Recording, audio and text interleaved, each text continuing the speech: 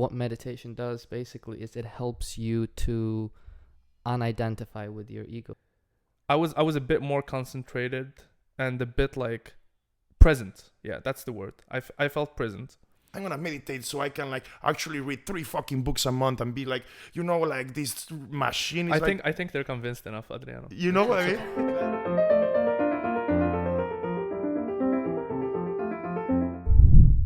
I'll see you back here for the next session of Waking Up.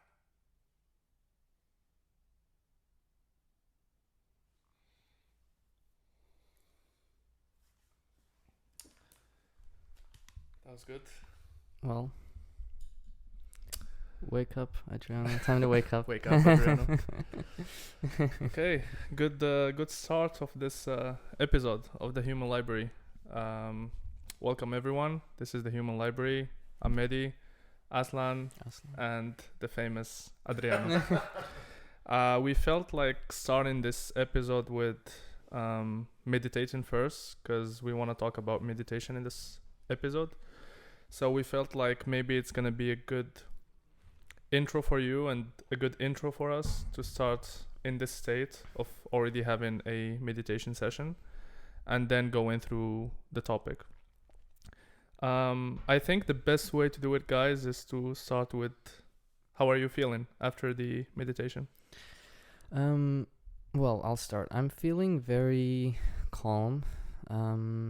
It's always a bit, for me, difficult to actually like gather my thoughts sometimes after the meditation because it's just so relaxing, and then you're so focused on experiencing the things arising in your consciousness and the world around you.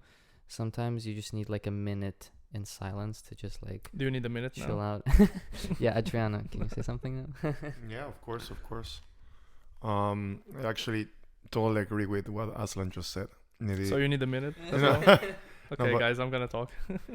They say actually that when you finish a meditation, you should actually just take some time for the awareness of the meditation practice that you did. Yeah. And that is true because you need to understand like the feelings that you're feeling after you put your mind, because it's like putting your mind at ease, but at the same time it's doing a work. It's like, you know, it's very interesting what like a meditation it is. Like if right now you could say how I feel, I would say I feel centered. You know, like as you said, focus is like, but at the same time very, very calm. Mm-hmm. Yeah, you know, like this moment in time is Chill, relaxed. Yeah, like I can do anything. Yeah. I think I would like to say something because I don't know if like starting with meditations was the whole purpose of a meditation, or what is a meditation.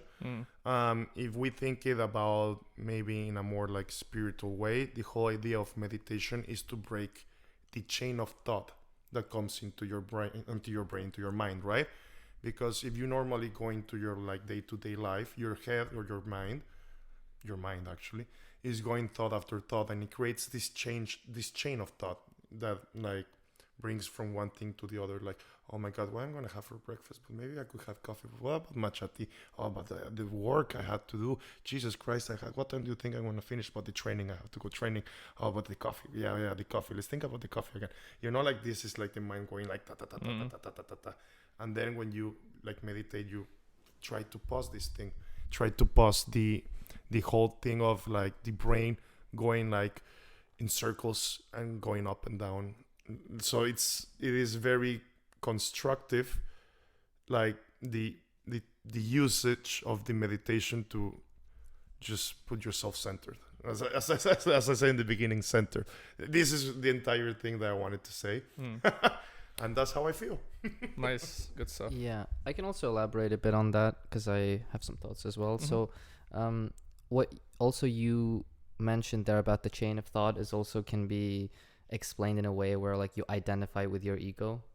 So basically your thoughts become you in the moment. So for example, let's say a good example is also when you're caught off guard. So for example, let's say you're just you met your friend or something, and then they tell you something like, hey, like how could you do that? And then you're kind of in a state of shock, and you're like, what do you mean? Like, what do you mean? What did I do? And then you're in that moment completely consumed by this thought of like not knowing, what did I do? What's going on? So in that moment, you're completely identified with your thought. And that is basically what is like being identified with your ego. That's a negative one. But at the same time, it can also be positive. So let's say someone's praising you. Someone that you respect a lot is praising you, and then you're having the best time of your life.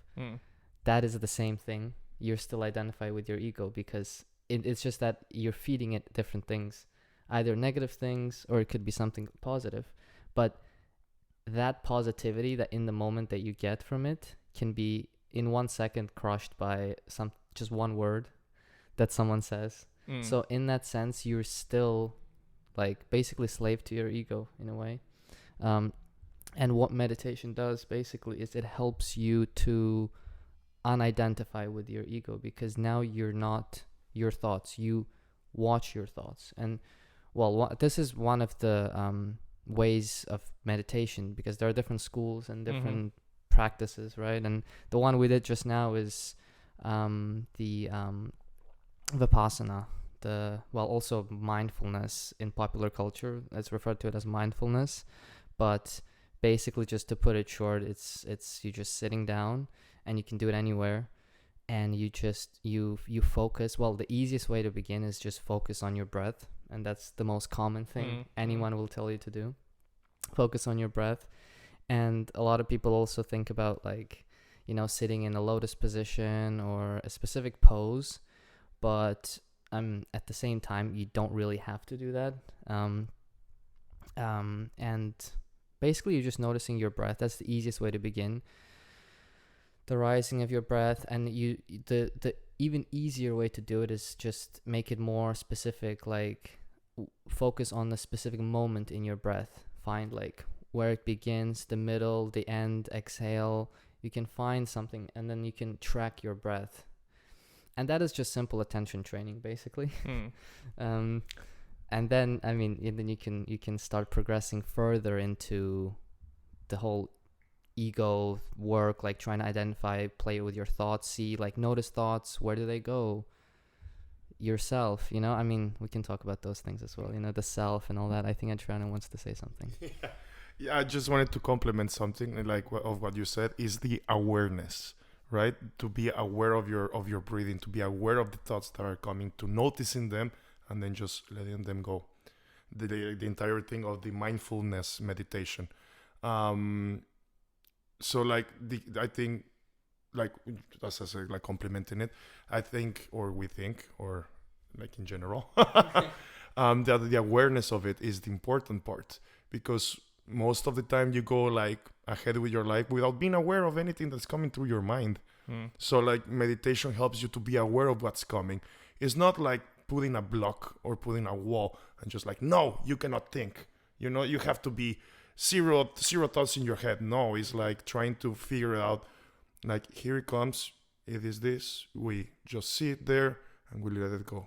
And we break the chain and we continue on focusing, on this type of trying to have the mind work for you, not you work for your mind, as you were saying before, kind of it.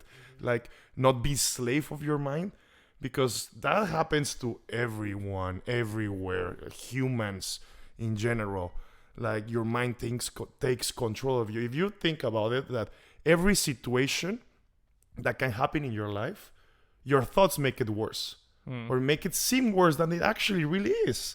Like, it is like that. So if you're like start to be aware of this thing and be like, okay, maybe it wasn't that bad. Maybe it is not the end of the world that I got fired, or like whatever examples.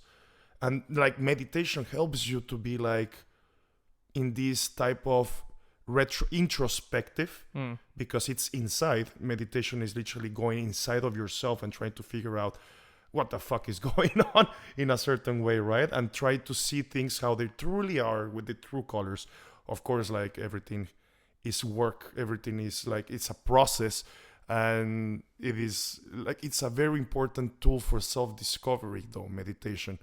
I believe like we everyone, I think it has been proven and by many professionals and many other people that meditations, like there's not only like physical benefits like stress reduction, like it helps you like get the focus, it helps you with self-control and this type of stuff, but it helps you figure out who you are, like who you truly are in this like reality, right? Like where things come from. Because once you're meditating, you're conscious, right? So you're connecting with your inner self, and you start discovering stuff about yourself.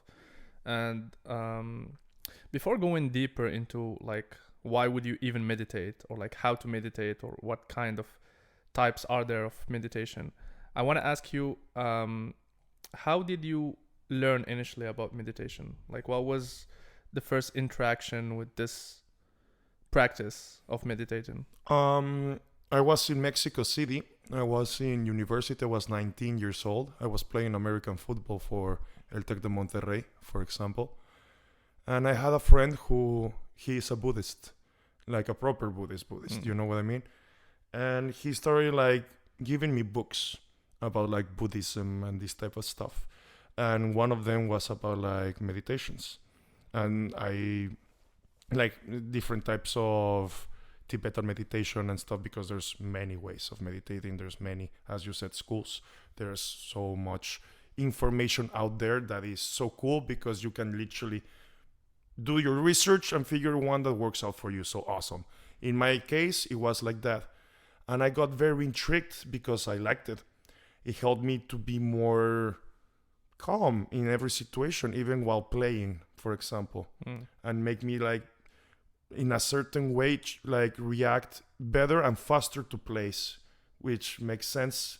I remember like the change, like when I started meditating, like before I started meditating, and then I just kept doing it my entire, like the rest of my life for now. So like the perfect case scenario in my mind will be to do a 20-minute meditation in the morning and then a 20-minute meditation at night. You know, that will be like the perfect case scenario. Ideal scenario. Yeah, that's my ideal scenario, because literally the first thing you do when you wake up is literally just set your mind from waking up into like, we're gonna tackle this day, we're gonna take it moment by moment, like living in the present, whatever all your tasks that you have, and you have them written down, instead of living in constant anxiety that you have to finish them, you're just gonna concentrate on the moment now, what is now, right now, and like live it present time, you know. And then like at night, it will be just to wrap things up, you know, like to be like, okay, you did today, it happened, breathe, like restart your brain, restart your head, your mind, and go perfectly like to sleep and have a wonderful night's sleep, and hope you have amazing dreams. You know, that would be like my perfect meditation way. I always do the morning one. Like there's like, I want to be disciplined in those regards, because it also helps me, man. Like personally, it has helped me like in many ways. So like at least I do that one. As I said, a perfect thing will be doing both. But yeah, it's been a few interesting 11 years of meditating. That's really nice that you started at 19. But I still have a question for you, Adriano. Did you have any idea about meditation before you got the book? No. At all? Dude, no. Okay. Zero. Okay. Zero. There was no, like when I was in high school and stuff like that, nobody where I actually studied was like into meditations and stuff. I had a couple of friends that were actually starting to experiment with this as well later on, but at the same timeline in their own way. And then we got together and it was like, oh, okay, cool. You know, like trying to do crystal meditation and like to put in a purpose on the crystal and like bathe them in the sun, in the moonlight with salt water. So because crystal helps you meditate as well, because they actually like, they have different type of wavelengths that help you and this kind of stuff. And that's how like I basically started with a couple of friends like doing this type of stuff as well, and like being a little bit more spiritual in a sense, to like try to find your breath, you know, like trying to find the rhythm of breathing. As I said, like when I was being an athlete, meditating helped me controlling my breath in a constant, you know, like synchronicity. So like when we're like working out or being in the field, it helps a lot to figure out like, hey, you were meditating with this breath, this helped you a lot to focus and stuff. Bring this rhythm back again while you're running, while you're like tackling and this kind of stuff. So it helped me a lot as well. But yeah, no, before it was a very new thing for me, which is funny because it's been with humanity for thousands and thousands of years. Yeah. But like for me, it was something new. It was a new world, literally. And there has been stages in my life, for example, I stopped meditating for 3 months or stopped meditating for like 4 weeks or something like that. But I always come back to it because for me, it is like an anchor in a way that it doesn't matter where the boat like goes so far with the current. At least I have something that I can come back and figure things out for myself. That's a good term for meditation, honestly. Yeah, that's a good one. Okay, Aslan, what about you? For me, that was very cool, Adriano. I think you're the longest meditator here out of us three, so that's quite nice to have. For me, it was an interesting story. My mom actually got into transcendental meditation. That's cool. Early, nice. Yeah, it was like 5-6 years ago, I think. And she went to, well, they have like certified teachers that, you know, went to train with some other teachers or something, and now they're certified. So, and she went, and then you do this ritual thing. So transcendental meditation, I think from what I know, it's like there are two big popular schools now. One would be like mindfulness, and another one would be transcendental meditation, which is a bit different, and I'll explain the difference from the one we did just now. So basically she went there and she did the whole thing. It's like a 20-minute ritual, I think. That's how it was, and I did that as well. And I kind of forgot what it is, but you have to bring a flower to the guy, and it's a room, and he does this. I forgot. He takes the flower. You close your eyes. He reads something in Sanskrit, and he does the thing with. I think he dips the flower or something in the thing, and then he's like splashes you with it or something. It's some like weird ritual. Right? I've never seen that. The only thing I know about this kind of meditation is that, do you know Ray Dalio? No. He's like a famous investor, and he has the book of Principles. The World is Changing. Yeah. He's a famous author. He's also a famous investor, and I think he's one of the like most popular people talking about this specific type of meditation. Yeah. But I've never watched like a video of how they do this kind of meditation.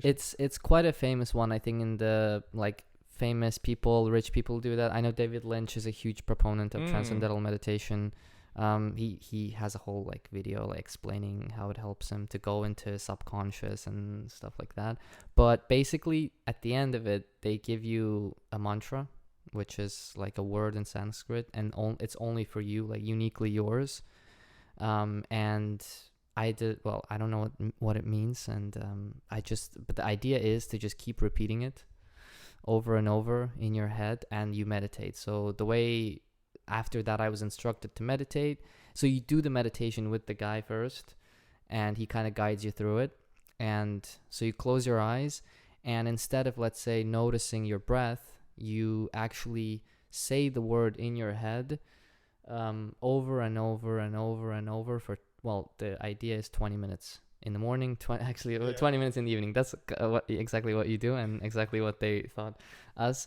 To me at the time, it seemed very long. 20 minutes, like it seemed like this is ages. And I was someone who knew about meditation but never done it. I was like completely not aware of how it works or the benefits or anything. Did you have any stereotypes about meditation before? Not really. Or did you think like, how can I do that, or any kind of thoughts? I remember I was just intrigued, because it was more like, okay, my mom did this, okay, she's like, you should go, and I was like, all right, I'll go. That was kind of the thing. Okay, like I'll try it, let's see. But that was it. And then I tried to meditate as well. I did it for a bit, for a week or something, I think. It was very hard for me, and that's one thing about that 20-minute thing, is that there's a difference between some people. Like for some people it's very easy to do that. It's like a natural thing. It's like, oh, like I love it. It's like so calming. some people do it longer. They're like 20 minutes. I need 30, 40 minutes, to really get into the state and really relax. But for me, it was like, as someone who's like kind of, I don't know, I'm always like moving impatient. Yeah. Like it was kind of hard. I did it. But after that, I got into, through Sam Harris, I was already aware of the whole meditation thing by now. So it was already like, okay, I'm feeling like I want to explore this more. What else is there? And I was like, oh, Sam Harris, this guy that I've been following his work. He's a cool author. Like at the time, I was like, okay. And he's an advocate of meditation. Yeah, obviously. and he was okay. Let's see what he has. And then I think at the time he released his app, Waking Up, and that was when he initially released it, and I got it, and I think it was free then. Now it's like paid, but he's a proponent of mindfulness meditation, the Vipassana. So and mindfulness is like basically the state of mind that's generated as a result of this meditation. And yeah, and it seemed so much better for me. I don't know why. I was like, whoa, this is cool, because he made it so simple. He was like, it's more accessible, and that's what I like about it. It was more like, because his idea is to make it less kind of like dogmatic, in a sense, like, oh, you have to do it for 20 minutes, or you have to do you have to have a ritual, or you have, like, it was more like, this is the benefits of it, and not like, okay, it helps you with stress or whatever, which he explains a lot about, like, why that's kind of shallow in a sense, those kind of benefits, because there's a much deeper truths in meditation that you can get out of it, and he really goes deep into that. It had lessons, like short videos, like podcasts, conversations with. I was like, okay, this is amazing. And I was doing, and he had like a course, like 50 days of meditation every day for 10 minutes. I did that. And I don't know, it seemed so natural to me, like, just sit down and notice sounds, notice your breath, just notice things arising in your consciousness. And that to me seemed very relaxing and actually like very grounding.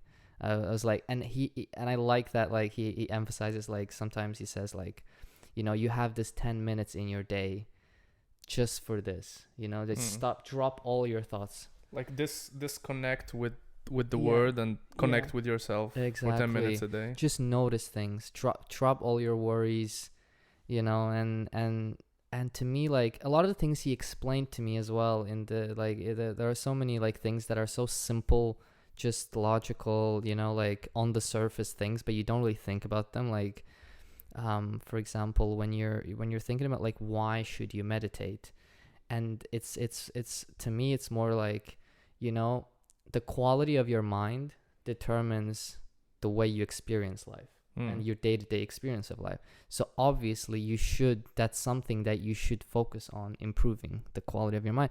And sometimes changing the way you experience life is the same as changing the life itself. So, like, let's say you... Bars. Aslan is dropping bars. Yeah. I mean, that's kind of the crux of it in a way. And for example, you can try to, fix everything in your life. You can try to, like, change the world to fit you, or you can try to change your experience of the world. And that's what mindfulness does. Because basically the way you deal with life is coming from your perspective. And if you improve the quality of your thoughts, or you change the lens by which you see life, you're going to deal with life in a better way. Yeah, I just wanted to add something to what you said, because it's true. It's like, if you want to change the world, change yourself. Yeah. Because there is a quote by Rumi, I think, like, he says something like, yesterday I was stupid, I was trying to change the world. Today I'm smarter, I'm trying to change myself. Yeah. Which is basically like the same equation. Yeah. But like, it's more focused on yourself, and that's kind of projecting on the world as well. It's like, there's also, I don't know exactly how this saying works, but it's like, but it's like this. It's like, he who masters others is weak. He who masters himself is the true master, is the true master, which is true. And like, also to complement little things, it's like spiritually or religiously wise, is like, we from Western world, we're more used to, like, let's talk really quick, not going into depth or anything, but like about these two type of religions. One is when you seek answers outside, asking God, ask, hey, please help me, praying and this kind of stuff. And then you have the Eastern part, which is the same questions, but inside. You're asking yourself, where is this coming from? Because God is within you. And like meditation started from this type of thing of trying to figure out what the heck is going on. You know what I mean? So like it is pretty like super intense, and everything what you said, which is super true. If you want to change your world, if you want to change the world, change yourself. And how do you change yourself? By starting with your thoughts. It's like you are the food that you eat, right? Well, you are the thoughts that you have, and the way you process them as well, and the way you are aware of them also. All the content that you're feeding yourself is also you. Marcus Aurelius, the quality of your thoughts determine the quality of your life. There you go. Yeah. There you go. Yeah. Yeah, definitely. Nice. What about you, Mehdii? Yeah. You didn't tell your story. Yeah, but I want to say why I asked you this question, because I thought that maybe we're going to have like similar experiences with meditation, but apparently I'm the only one who had this experience from this group. But basically, I learned about meditation when I started my self-improvement journey. So that was, I think, started when I was 21. I started reading a lot of books. And in these books, obviously, if it's about habits, if it's about routines, or I think one of the first books that I read was the 5 a.m. Club, which I'm still following by now, but I'm not doing like everything mentioned, because there is like a 20-20-20 formula, which is like you need to exercise for 20 minutes, meditate for 20 minutes, and then maybe like journal for 20 minutes. But there is like a formula that you need to do when you wake up at 5. Like something for the body, something for your physical health, and something for the spirit. So it's kind of, maybe read 20 minutes, exercise 20 minutes, meditate 20 minutes, and you do it the way you want it. But the idea that I had in mind is just like, when you just don't know that much about something and you just start underestimating like how is that useful, like just sitting and focusing on my breath, or sitting and trying to meditate. And also I had this like stereotype that you stop thinking, but you go crazy if you stop thinking. Like, this is not how it works. This is not meditation. You cannot stop thinking. Literally, you cannot stop thinking. But I thought like, okay, how can you stop thinking? How can you do that? But it's something like I kept judging without practicing for like a year and a half. And then I don't remember what kind of reason. Maybe one day, like I just had this peak experience of what if I just try? Like there is nothing to lose. I can just like try and see how it works. I think the first day I tried it like guided meditation for like 5 minutes, and I literally couldn't handle it. Like for 5 minutes I was battling with myself, trying not to think, trying to focus on my breath and focus on what the person says, like for the guided meditation. And then I was like, okay, maybe this is not for me. But I think a few days afterwards I felt like, okay, let me give it a try again. And then for some reason I stayed for like 10 minutes, and afterwards I felt like the same sensation that you were just talking about, So I was like, damn, like there is something different about this practice, right? Because I've done like spiritual stuff, like praying, for example, but I didn't feel the same experience. But with this one, I was like, okay, I feel like there is more clarity, there is more focus. Like even in terms of my view externally, I think like I was a bit more concentrated and a bit like present. Yeah, that's the word. I felt present. And I think I also like know about meditation through these self-help books, but also I think it's worth mentioning that the peak of people doing meditation, especially in the West, it started in the 20s through, I think, a study in Harvard. And then after this study, they started bringing people like meditation coaches to Silicon Valley. And that's how like there was this hype over meditation and many people talking about meditation. But also, I think I started also watching some videos about like how is that beneficial? Because I still didn't understand the mechanics. Like, if you sit, you don't think that much, and then you feel this clarity. Like, what is the mechanics behind it? And I found like different schools. You know, like the spiritual school, like some Deepak Chopra and these people talking about meditation. Yeah.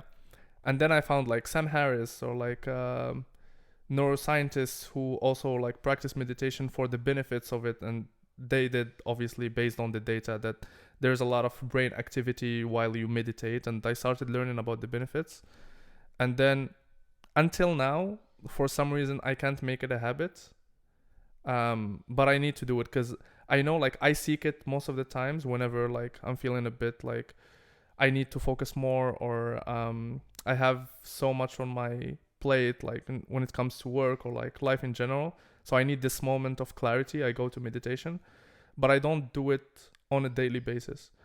Also, I think it's good to talk about the practice of meditation, because sometimes, obviously, everyone is unique and we don't meditate the same way, or our brain activity might not work the same way. So sometimes it feels a bit rough in the beginning if you want to meditate. But I think most people, they think about it as going to the gym. Like sometimes you don't feel like going to the gym, or you know that it's a bit tough to go and lift weights, but you do it for the perks of it. Meditation is not something that's going to give you like this chill vibe, like, I don't know, smoking weed or like doing a cool activity. Like it's also a bit tough because you need to focus on one thing, and you need to have some kind of discipline within the practice itself to start like feeling the benefits of it. I wanted to say something like that a friend of mine once told me, is like meditation is like your mind is like a pond, like, you know, a water pond. And then every thought that you have is like a water drop that goes into the pond. And the pond is moving with every water drop that comes. So this is your mind. So your mind is always like going up and down, very unstable. So meditation helps to stop the water drop, figure it out where it's coming from and why, and let it go. And at the same time, having the pond clear without movement, which it doesn't mean that you stop thinking or anything. It means that you're taking control of your thoughts, of your mind. Yeah. And it's a type of figuring out things in a very different and clearer way. You know what I mean? Instead of like thinking with your reptilian mind or going like with this survival mode or doing things, you're literally just aware of and trying to process the information and figure it out, like where it comes from and why, and this kind of stuff. Yeah. So like it is funny because also it happened to me, like when you think about meditation or meditate, the first thing you think is like, I have to put my mind in blank. That's not the whole purpose. As I said it before, the whole idea is to stop the chain of thoughts. You know, this chain that is constantly grinding in your head, in your mind, that is going from one thought to the other, this cloud of ta ta ta ta ta ta ta. The whole idea is to put a break on it. Yeah. Having your mind work for you, not controlling you or against you. Trying to feel, hey, like breathe. Like, you know, like, okay, what is this? Where it come from? Why is it coming from? Why, like, why is it here? Okay, because of this. Okay, let it go. Go back into concentrating, into like the breathing type, into like being here right now, because that's the only thing we have, right? That's what is like very cool about the breath, because the breath is always present. Yeah. Because every breath you take is always now. You already took it, it's in the past. You cannot take it in the future, it's coming. So every breath is right now, is happening now at the present moment. So that's why it's very important to focus, like very important, is very easy, like the ways of focusing on breath.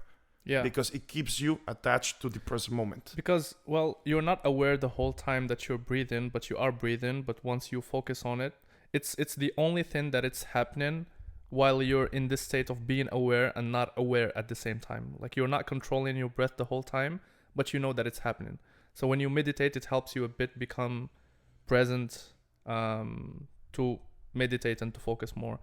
I think I just wanted to put this like maybe as a question, or just maybe we can discuss it for a bit.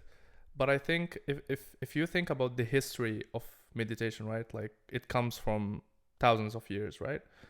But now I think we're in that time that it's most needed because of the amount of information we're receiving through technology, through whatever is happening around us, right? Like people who used to live in tribes, they used to meet like persons and then like receive information from them, or like they see around them, maybe if it's like nature or like small villages.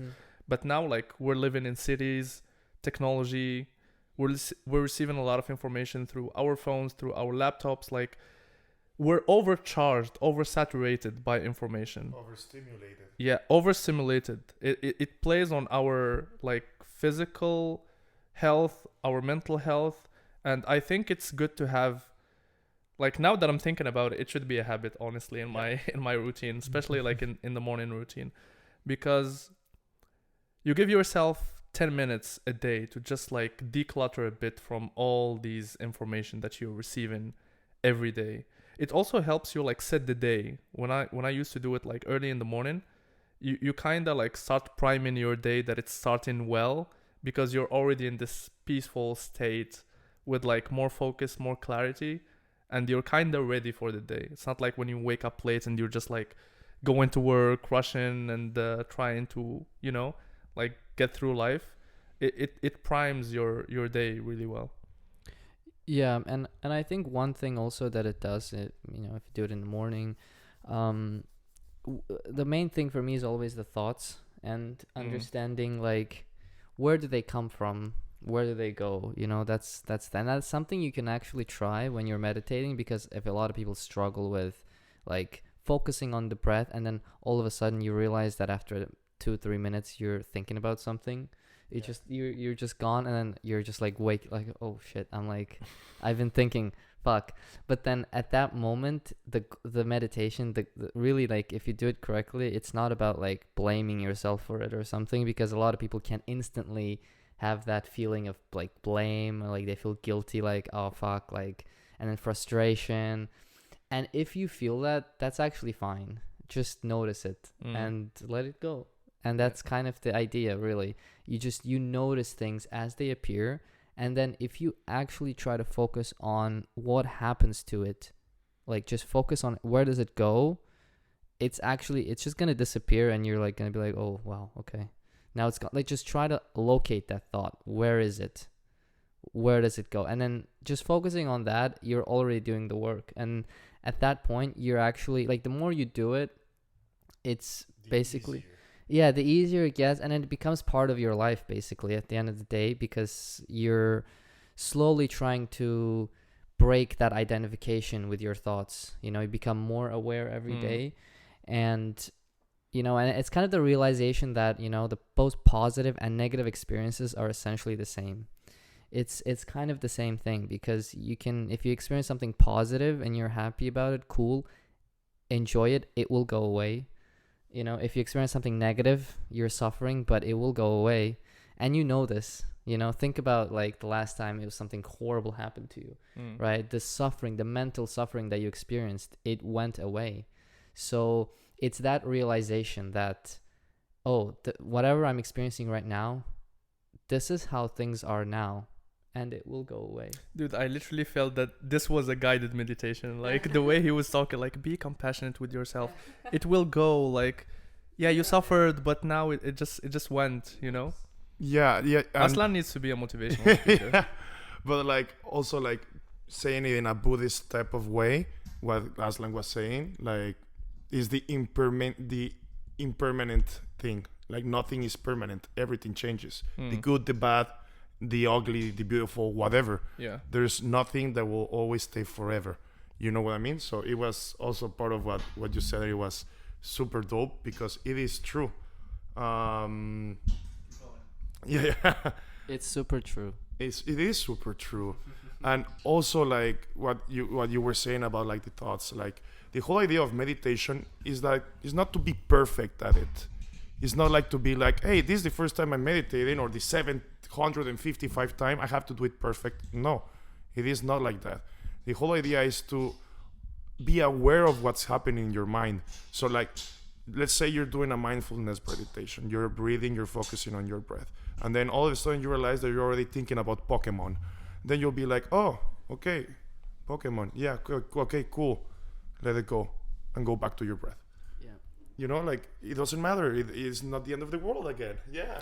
Yeah, and I mean, a lot of the things also you said that I'm like a motivational speaker, but honestly, it's like I'm speaking from my experiences because I've struggled with this stuff a lot as well. Like I was thinking like, you know, how do I, you know, because if you think about as someone who meditates, you think about these things, you know, because you're thinking like, okay, this is supposed to help me with this, but how, you know, at the end of the day. And I think that was like a big component for me because it helped me to position the practice in a bigger context, because a lot of people can keep meditating for years and years without this obvious truth on the surface, you know? Dude, it's literally a form of shadow work, because whenever you're meditating, you're having, and that's something Robert Greene mentioned, and obviously I have to mention Robert Greene again, but when he was talking about meditation, he said that many people don't like meditating because you're facing your truth. Like, you're having all these unpleasant thoughts, or you're thinking about, like, I don't know, childhood events or some random thoughts Or trauma. Yeah, well, that's basically it. But it helped me also with my shadow work, because when I start meditating, I'm having like a list of thoughts that I go through sometimes.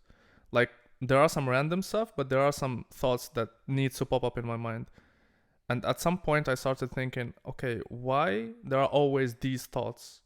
And then I needed to understand the roots of them so I can like work on myself and see why do they always appear whenever I'm meditating. That's signaling something, you know, like there's some shadow work to do.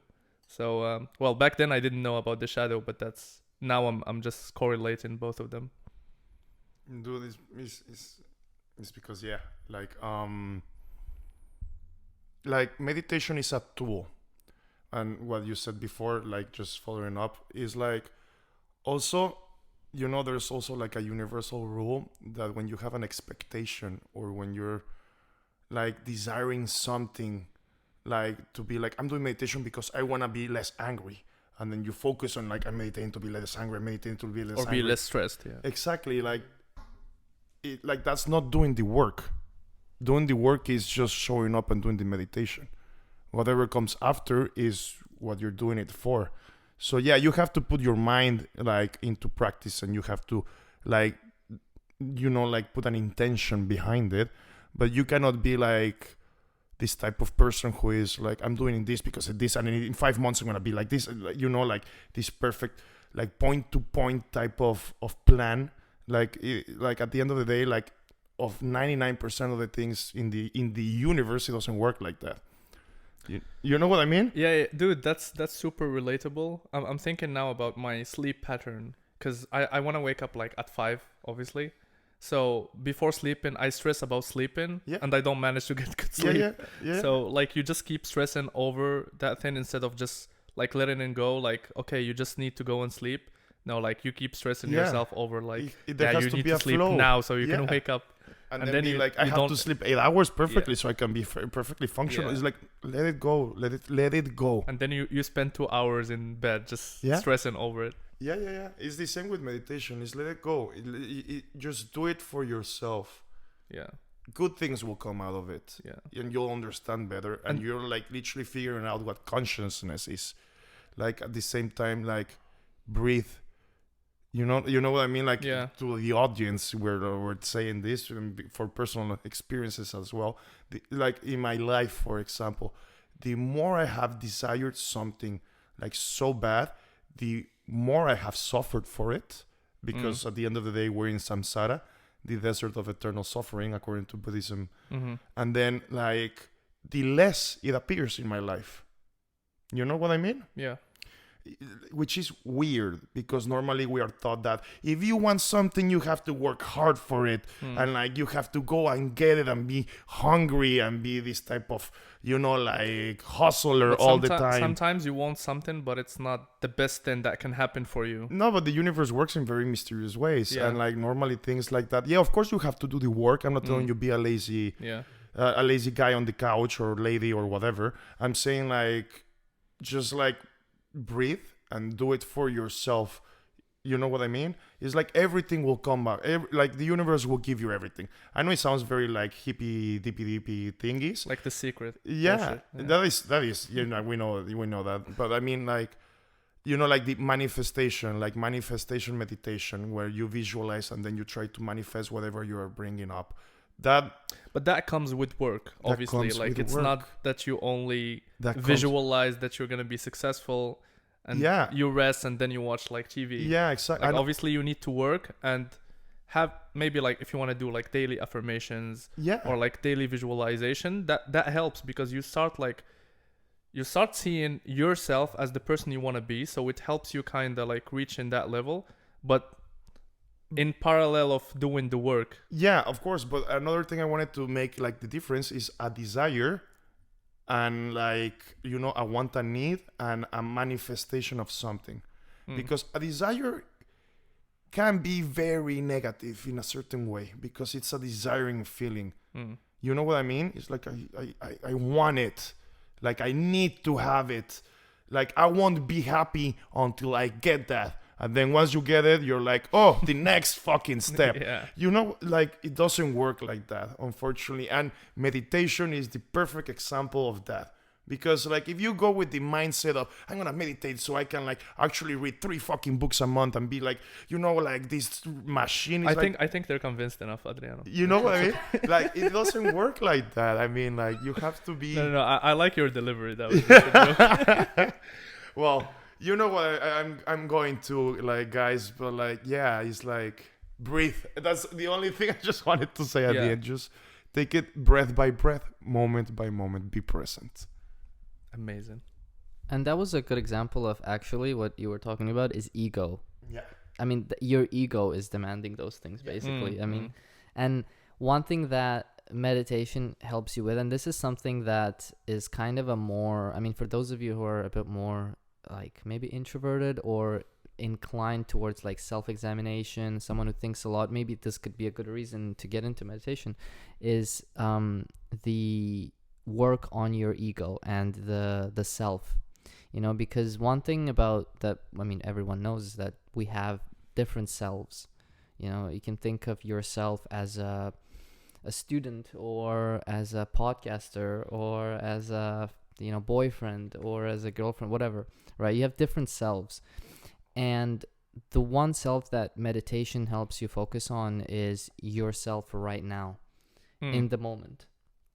And that's basically your experience of yourself. And this is something that a lot of people have, is like this, most people experience the world, and me included, you know, you think of yourself as someone sitting in your head, basically, like in a submarine or something. You know, your body is a submarine and there's a little you sitting in your head that experiences things. And that's basically pretty much an illusion. It's just what ego is. Sam Harris talked about this. Yeah, he talks a lot about consciousness, I think. And this was something that really got me stuck to it for years. Like meditation, since I started it, this kind of a puzzle of the self, you know, trying to figure out, because the more you do it, there's in the app, and as well, like if you get into more advanced meditations, and actually this is what real like mindfulness is supposed to be, where you sit down and you're meditating, but at some point you look for yourself, you know. And this is something that really intellectually engaged me. I was like, whoa, what is this? Like, so you're telling me that like my experience of myself in the moment, it's just another thought, you know? And that's kind of crazy to think about, but like the more you do meditation, you start understanding like, what is this feelings that I'm experiencing, the thoughts, right? Like I feel cold, I feel hot, I feel the cushion pressing against my body, or I feel like my face, right? Or even I can see the world in front of me, right? And all of these things are actually appearances in your consciousness. You become more aware of everything you're feeling, like and sensations on your face, blood running, or like everything is created by your mind. No? Yeah, and the craziest thing is your experience of yourself in that moment. It's the same thing. It's a thought. It's just as much as a thought as like your feeling of coldness or warmth, or the thought like, what am I gonna have for dinner? It's exactly the same thing. And like the meditation, eventually that is like the more, I guess, more profound goal or like meaning behind it, is just kind of that realization that me right now in this moment, it's just another thought.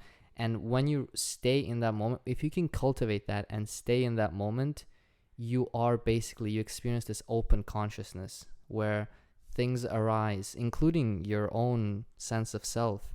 You can, and that is probably the most difficult thing ever. I mean, you try to do it for years, and I mean, it's work in progress, but it's a very, very interesting thing, because that helps you to really like break away the shackles of your ego, right? When you start, like, it becomes a mindset, it becomes part of you, you know, where you're like, it's like the realization that like what I think of myself right now, my thoughts, myself, just my experience, right? Like it's like this thing where, like, you know, the what you think of yourself as like, okay, I'm sitting here right now and I'm choosing what to think about, and I'm choosing what not to think about, and I'm choosing what to focus on, and I'm not choosing what to focus on.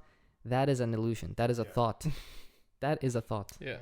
And now it's a thought among the other random thoughts that you have in mind. You're just thinking without knowing that you're thinking, basically.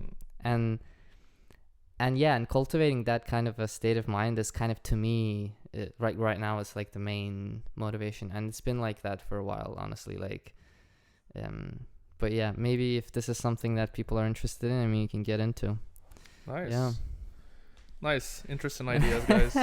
I want to follow up on the idea that maybe we'll start, I don't know, like mindfulness meditation, but you're not gonna feel that it's like it's for you. Like, you don't feel this presence or all the things that we're talking about now. So I think it's good to bring up like the different types of meditation that might be like suitable for different individuals. And I'm gonna let our Buddhist Adriano talk about the types of meditation. Well, we just gather information for 7 people, so you can like actually also do your own thing for whatever it accommodates with you. I have to say that was very, very good what you said, which is, it is impressive. It is the constant illusion, you know, like Siddhartha Gautama, which was like the Buddha, because there's been millions of Buddhas, but the Buddha, he is the guy that focused on going in the middle path, you know. It's not everything is body, not everything is mind. It's like a combination of both, which is when you were talking about the sensations, and then talking about the thoughts about like, I'm gonna think of, like, this is the entirety of it, which is super cool. What does that word mean? Does it mean Buddha? Buddha means the enlightened one. No, but the word you said, I think. Which one? Was the one you just said that Siddhartha I didn't understand. Gautama? Yeah, this one. Siddhartha Gautama was a person who was born in India. Okay. And he was the son of a king. Okay. And this king decided that his son will never see suffering and he will never see sadness. So he only kept him in his palace, and he saw only these amazing riches and wonders and food and everything, and like this bubble. And then when he grew up, when he reached a certain age, he decided to run away from the palace, and he went into the world, and he saw people without arms, like a lot of suffering in the streets, hunger, and he was like, what the hell is this? This is not how I thought the world was actually outside of the palace. So he decided to literally run away from the kingdom, and he became a wanderer, and he was trying to figure out like basically what life is. So because this is for many, many years, what he calls like around around like the basically wandering around, he meets different types of gurus, if you want to say it. One of them teaches him that everything is body, so he concentrates only like in the body sensations and stuff, and he realizes that after years and years that this doesn't go anywhere. And then he meets another guy that tells him like everything is mind, so he doesn't care about the body anymore and just focuses on the mind, and figures out that this actually doesn't work. And like, I'm very like, making the story very short and very basic. Yeah. I invite you to to read about him, because it's very, very cool, because they're very like really cool stories about it. And that's really interesting, because I'm always interested in these, like, I don't know, when it comes to religions, mythology, or like they all tell you a story that has a lot of meaning, but like symbolically, we're just like super used to learn from stories. And I think these ancient storytelling, right? Yeah, exactly. It's super interesting, and it connects with you more than just saying like, look, you need to focus on body and mind and you need to combine them.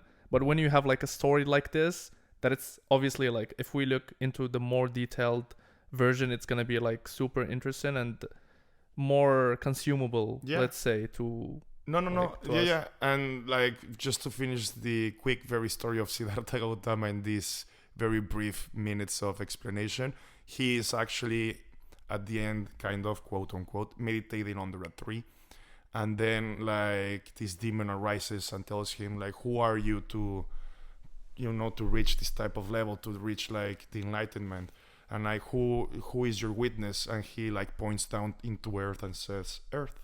And then like the demon collapses, goes back down, and he becomes enlightenment and becomes one of the Buddhas, the Buddha. And like this is very like interesting, because he managed to get there by meditating, but at the same time taking care of the body.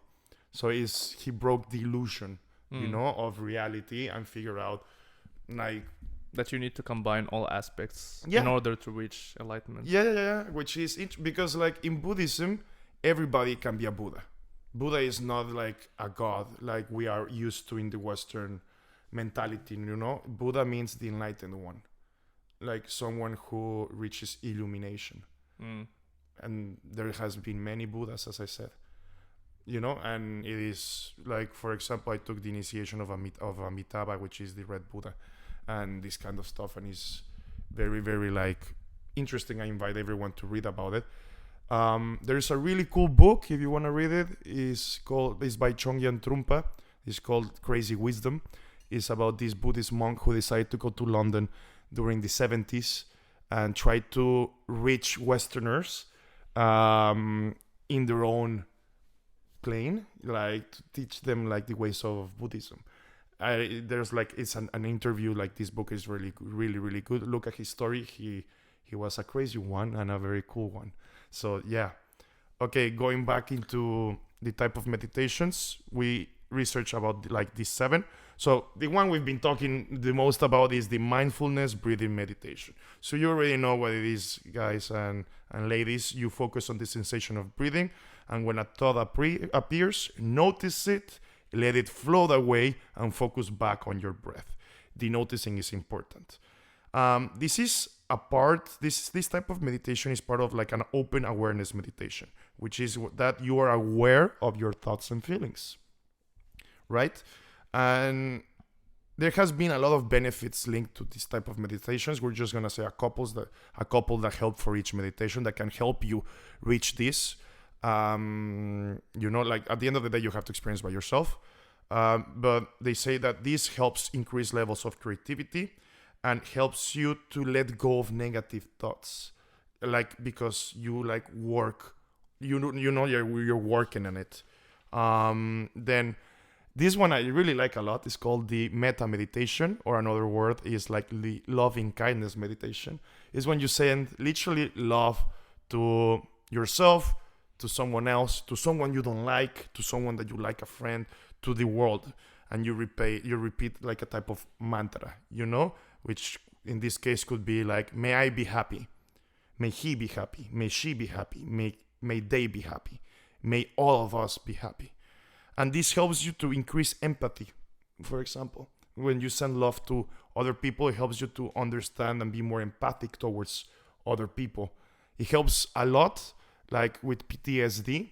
This actually type of meditation is being implemented by several like soldiers that come back from war back home, and like it has been proven that it helps a lot.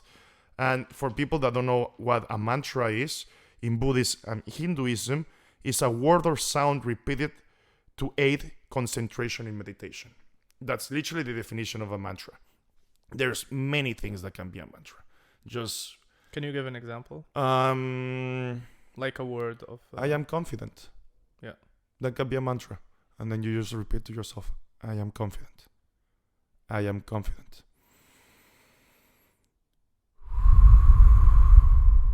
I'm confident. You know? It can be Om Mani Padme Hum, which is one of the most famous Buddhist mantras. It can be Om, which is the sound of the universe. Many things can be mantra. Yeah, even the frequency helps of the word. Yeah. It helps a lot. It gets you to a calm state. Yeah. Like, many things can help you. Like, there's not like, what is super cool that we've been talking about, there's not like the perfect specific no written success rule. formula for meditating. You have to do whatever fits you well and be in a positive way. I'll explain this in a minute. Then the another one we have, the third one, is the guided meditation, which is the simplest one of the list that we have here, because you just have to concentrate on whatever the tutor or your guide is helping you visualize or go to.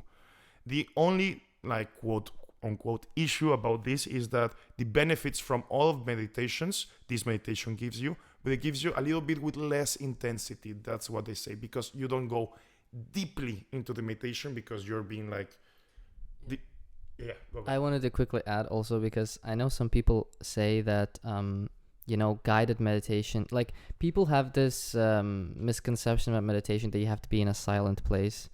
Or it has to be quiet. You cannot, or like if there is a guide that's like a voice guiding me through it, how can I focus on meditation if I'm focusing on the person speaking? But actually, that's just forget about that completely. That's not really what meditation is about. You're not supposed to be in a quiet place. You can kind of be anywhere, or else it depends on the type of meditation. But you can be, with mindfulness at least, or guided one, you can kind of be anywhere, because yeah, exactly. It's not about that. It's not, and the voice of the person guiding you through it shouldn't be a problem at all, because you're constantly always experiencing things, people's voices, everything. That's fairly normal. It shouldn't really stop you from that. So we encourage you to try that. Yeah, for sure. Like we said before, there is no written rules for success, right? There's no written rules also. Like, there are these different schools that will help you understand and get into the pattern of meditating, right? The fourth one, which I have done also, which is really cool, is called focused attention meditation. So it's any sort of meditation where you focus on a particular stimulus. It can be visual, a sound or sensation in your body, whatever. I have done it, for example, with a candle. So you light the candle and you literally just focus on the fire that the candle makes for whatever amount of time. And you just breathe and focus on the candle. And the same thing, any thought that comes back, like, see it, let it flow away, and go back into the fire of the candle. That has been my experience, right? But you can do it with whatever other type of stimulus that can help you. Just quick thing. It's good because it helps you, like, when you close your eyes, you keep having a lot of thoughts and maybe you start visualizing stuff. But this one helps you channel even your visual focus into one thing, and you keep focusing on it. And Andrew Huberman talked about this specific type of meditation. And I just want to, like, warning, don't do it before sleeping, because it helps you, like, focus more. And, it helps you, like, get into this concentrated mode.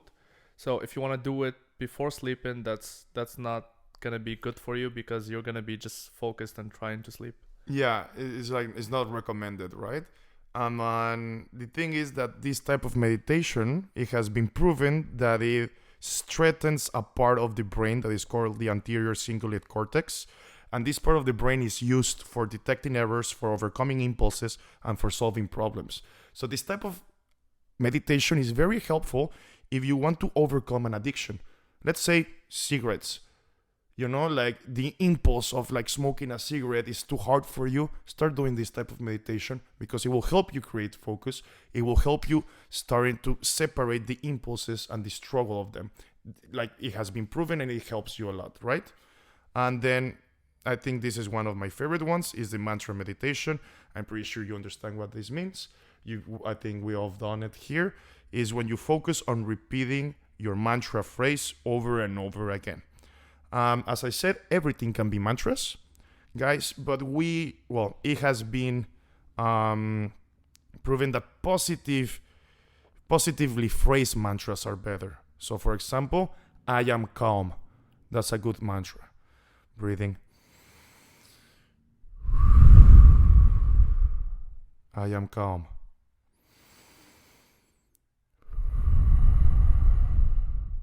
I am calm. Constantly repeating this will help you. Instead of doing, I do not worry. You know what I mean? Because you add a negative side Exactly. to it. Keep it positively. It will be a lot better even for your brain. Because like also when you repeat something over and over and over to yourself, your brain starts to believe it. So if you have a very positive mantra, I am confident, I am smart, I can do this. I can do this repeatedly and like with this intensity, you know, and the concentration, it helps you to reprogram your brain. And this is amazing because this is a tool that will help you like literally change your habits. It will help you change your perspective. It will help you with whatever you wanted to do. You know, it's a tool to get you there. Like I said before, it won't get you what you desire. It's a tool that will help you get you there in this type of perspective, right? Yeah, So, as I said before, it primes you for the day. So if you repeat like an affirmation or a mantra like this in the morning, you're like, okay, I'm confident to do enough work today, and you just go for it. Like you channel yourself to do a certain task, and you believe that you can do it during the day. Yeah, exactly. Like all meditations help you with this, but this one is like specifically like quote unquote for this. Then we have on number 6, the famous Pranayama Meditation, or also known as breath control meditation. The easiest way I can explain this is the famous box method, the 4-4-4-4. You breathe for 4 seconds, you hold for 4 seconds, you exhale for 4 seconds, you wait for 4 seconds, and then you breathe again for 4 seconds. Yeah. And then, exactly, constantly. Repeat it over and over again.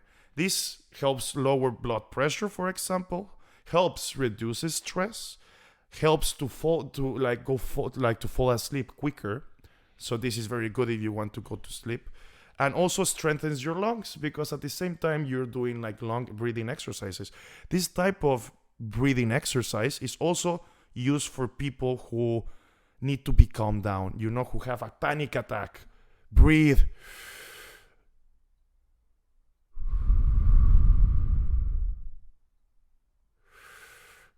It helps. Another thing that I think we wanted to say is like the way you breathe.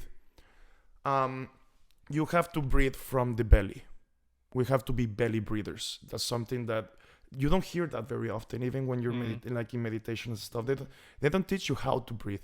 We are naturally born to be belly breathers. If you go and see a baby, the baby breathes from the belly. We later on learn to breathe from the chest, especially when we are like, let's say, traumatic like experiences, or you go and do like a run or whatever. When you have a panic attack, you breathe from the chest. You have to learn to breathe from the belly, because the belly breathing will help you relax. Or like shallow breathing, when you're like breathing in a shallow way. Also, when it comes to like oxygenating your entire body, there's like a limit of oxygen. I mean, you're less oxygenated, which has a lot of other health impacts as well. Yeah. Exactly. Thank you, man. Yeah. Cool. Yeah, exactly. And then the 7th and in my opinion, the most difficult from this list that we are giving you guys is the moving meditation. The simplest and easiest example I can give you is yoga. Is when you are completely focused on making some sort of movement. But you can do this by literally walking, doing chores, dancing, whatever. Any type of movement can be implemented to do a moving meditation. Let's take walking for an example. When you're doing a moving meditation with walking, your focus will be in your feet touching the ground and pushing off, and so on, constantly. You get it? The part of this like moving meditation is that normally we as humans, we are very used to doing multitasking by doing a physical activity, right? So like I said, I'm pretty sure Mehdii likes, for example, when he cleans his apartment, to put a podcast. Yeah. Or when I do that when I'm cooking, but this is something that when you do moving meditation, you literally have to concentrate on the movement part that you want to focus on, so you can have the experience of the sensation of the meditation. And this is what makes it difficult, because we are used to not do that. When you're walking in the street, you're just thinking of getting to point A to point C. This is a perfect opportunity for you guys to do a moving meditation. Yeah. And it's literally just going from your apartment house, going to the office to work, going for a coffee with your boyfriend, girlfriend, whatever. The beautiful thing about meditation is that it can be anywhere and every time. Yeah. In many, many different ways. And these are only 7 different meditations that we're giving you. There are so much many. Like, you have no idea. Everything can be like... Within every type, there are many subtypes, by the way. So yeah, as well. So like, guys and girls, there's an infinite possibilities to discover, that will work for you. By the way, you mentioned that the moving meditation is the hardest, but it's the hardest for us, because some people, they just like doing moving meditation better. That's why I said in like my dancing. opinion. Exactly. Yeah, because so for me, to mention that, because again, we're different and we function in a different way. So I know many people, like, without having this intention of meditating, but for example, I know some people that they need to take a late walk before sleeping because it's a form of meditation, like it helps them. Or some people, they do it through dancing. And now that I'm thinking about it, I know many, like, girls and boys, for example. Well, to be honest, just to be like a bit, not talk only about girls, but I don't know guys who do this. But for example, I had a flatmate. If she feels like angry or stressed, she would clean the house. Yeah, that's like a kind of relieving stress, and the form of meditation without having the intention of like actually meditating. But she always says, I just feel good after I do that. Or painting, for example. Have you ever seen a painter so focused on the painting? Yeah. That is a type of meditation as well. Like in Chinese, or like ancient Chinese culture, it's called Kung Fu, right? Everything can be Kung Fu. Even calligraphy can be Kung Fu. And at the same time, it's a type of concentration and focus that becomes a type of meditation, which is so fucking dope. Yeah, very cool, guys. I think also yoga is a very cool example, because it's like, it could be a cool way for anyone to get into meditation as well, because if you do yoga, you know that, during certain poses and stuff, well, they tell you to focus on your breath. So that's and you do mantras as well during. Yeah.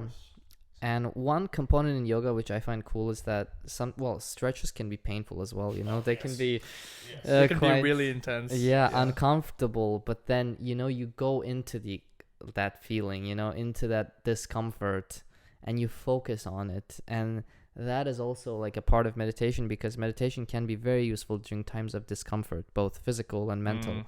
When you're like doing that really trains your mind to experience these things. When you're feeling discomfort mentally, you can be in a better position to experience that. Like you kind of you think of yourself like, I like this analogy of like a mountain.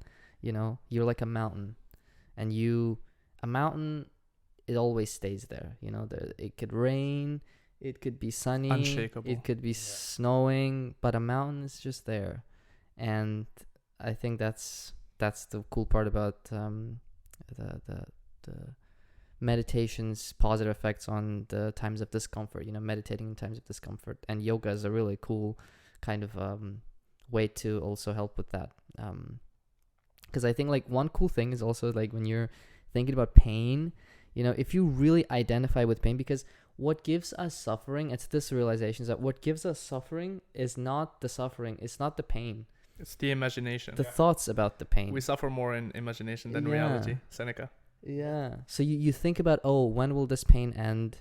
How did it begin? Sometimes sorry for interrupting. Sometimes you even experience the pain before it happens because you're just thinking about something in the future that might happen, and you're living it twice. Like if it happens, you're living it twice. If it doesn't happen, you lived it, but it was not happening in the future. Yeah. Yeah, you're already making yourself suffer, and that's kind of the point about like thoughts make you suffer. So it's the thoughts about the quality of the thoughts. The thoughts about the event that makes you suffer rather than the event itself, right? And the most extreme example is like being stabbed with a knife. Like if you're stabbed with a knife, it's not really the actual pain that gives you the suffering. It's more like, what's gonna happen to me? Will I die? Am I gonna bleed out? What will I damage my life? Like that? Those are the kind of thoughts we have when we suffer, both physically and mentally. So that kind of profound realization, I think, is one of the biggest reasons to meditate. Yeah. Good stuff. Facts. Yeah. Facts. And I think like, and we, the three of us, I think is a very cool example that should show to our viewers should show our viewers that like we might have to do like a live event hopefully one day, so we're gonna have visitors. It could show people that actually it should show people that there are so many different ways to get into meditation, and there are so many different types of meditations, as we mentioned. So I think one thing that I would encourage is to explore, read or like download Sam Harris, download his app. It's like it's paid now, I think, but you can ask for a free account and they do give it. If you're struggling financially or if you don't want to pay, you can ask for that. They do give it. And like follow pages on Instagram about that. Try to find some person who's a big advocate of it. Get into that. Try and surround you with that information. Breathing exercises also, that's a whole another subset of it, where you can get into breathing exercises with Wim Hof and all that, because that's also kind of correlated with meditation a little bit. So try to find something that kind of hooks you in basically, and just get into it. To give more recommendations, also there is Headspace. I really like the app, and if you guys have Netflix, there is also Headspace on Netflix, and basically I think there are like 3 versions. There is one with many meditation practices, like for stress or feeling more happier. There is another one for sleeping, I think. And there is another one that is interactive. Like you set kind of like the goal, you put also the time in, and then you start meditating. Personally, I like a similar one that we've done. But the first one that we played in the TV before starting the podcast, Sam Harris, I think his voice it helps me kind of like super good. Meditate in a better way, because he's slow and the frequency of, like he's good at choosing words as well, and he makes it like more relaxing to follow whatever he's saying. He's super good. If you're someone who's very like intellectual, trying to like get into the bottom of things, get his app, because it has like any question you might have about what you're doing, he's answered it. He covered everything. Yeah. It's there. Like, what do you mean by focus on your breath? What do you mean by find yourself? It's all there. So yeah. Adriano, do you have any recommendations when it comes to like meditation? To be honest, recommendations for meditation, I would say to do it. Just like save 10 minutes for yourself and do it. The hard part is getting there, and guys, it doesn't matter. Always starting. And ladies and guys, it doesn't matter. Like it doesn't have to be perfect. We have to have this. It's not gonna be perfect. It's not gonna be perfect, and it's not like believe it. Yeah, I'm gonna meditate until I can do it perfectly. No, that's the thing. You have just to start. So the Recommendation is just to start, and you'll see the difference within yourself. Like, once you started, you'll see how you're gonna be more calm. You're gonna be more like, you're not gonna be that reactive. It's gonna help you like figure out why you do certain things that you do, which is very cool, because normally you're not aware of them. But because you start being aware of thoughts, you're gonna start being aware of certain behaviors that you have. You're gonna be start being aware of certain things that go around you, and you're gonna be starting questioning things like, how can I improve this? How can I change this? How can I do in a certain way better? You know what I mean? So just honestly, just give it a try. Whatever works for you, and that is awesome. And there's so many things that can work for so many different type of people. Just get the hang of it, get your own thing, and you'll figure things out. That's basically it. Yeah. Yep. Don't be harsh on yourself. Yeah. And have fun with it. Okay, I have a last question. Okay. So if you want to explain what's meditation in 3 words, but in a subjective way, like from your personal experience, choose 3 words to define meditation. Are you struggling with the mic, by the way? Well, yeah. Okay, I think let me do it it's about to fall. while you think about the 3 words. Okay. I think I He can has- say it he in has- 2. I can say it in 2 words. I would say self-discovery. Yeah, it's okay. Just grab it like here. I honestly will say like it's a self-discovery. How do you say this word when you're like trying to? It's a self-discovery. Introspection. Introspection. Yeah. I would say like path. You know, it's a self-discovery path. That would be my 3 words. Yeah. For me, I think similar. Honestly, introspection. Introspection, definitely. I don't know what else to say, honestly. That's a hard question. Being in the moment, just being present. Transformation. One thing for sure, transformation. Metamorphosis. Yeah, because you're transforming your experience of life. So definitely that. Welcome to our technical issues. Yeah. Don't worry. I mean, those of you listening, we're gonna wrap up. Yeah, those of you listening, we're trying having to fix struggles the mic. with the the mic stand. But don't let this distract you. Exactly. Get back to it. Like, it's not gonna be perfect. Yeah. Your meditation is not gonna be perfect. Yeah. Exactly like Exactly. our podcast is not perfect. We always face issues. Yeah, this is like that annoying thought, Yeah. That's just It happened focus for a on reason. See, it happened for a reason. it. Yeah. From my side, I would define meditation as also self-discovery. I would say also self-assessment, because you assess yourself in a way. And presence. Yeah. Yes. Yeah, I think these are the words I'm gonna choose. Okay, guys, thank you for the insights, and thank you, Adriano, for the Buddhism perspective and for explaining in a really good way the types of meditation. Aslan for also like explaining the ego side, and maybe that's gonna be also like a future episode to discuss deeply the ego and the inner self. Yeah, for sure. And yeah, that's a wrap. Thank you everyone for listening to the podcast. If you're watching on YouTube, please subscribe, and if you're listening on Spotify, on Apple Podcasts, make sure to share it with your friends if you find it insightful. And thank you. See you in the next episode. See you guys. All right. Yeah. My ears hurt. Oh my ears hurt from the. I'm pissing myself.